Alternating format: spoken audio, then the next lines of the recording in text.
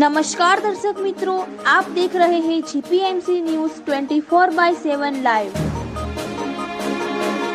દેશની 10 પ્રખ્યાત હોલિકા દહન પૈકી 5મું સ્થાન ધરાવતી અરવલ્લી જિલ્લાના મેઘરજ તાલુકાના બાઠીવાડા ગામની હોલિકા દહનનો અનોખો ઉત્સવ ગ્રામજનો પરંપરાગત ઉજવણીમાં 12,000થી પણ વધુ જનસંખ્યા સાથે ભવ્ય નજારો।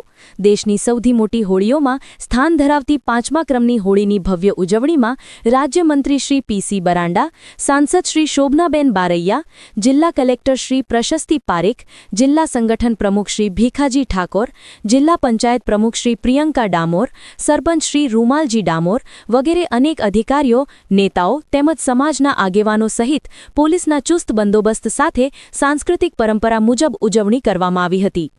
સમગ્ર ભારતમાં ફાગણ સુદ પૂર્ણિમાના દિવસે ઉજવાતો હોલિકા દહનનો તહેવાર અરવલ્લી જિલ્લાના મેઘરજ તાલુકામાં આવેલા બાઠીવાડા ગામે ધૂળેટીના દિવસે ઉજવવાની વર્ષો જૂની પરંપરા આજે પણ કાયમ છે।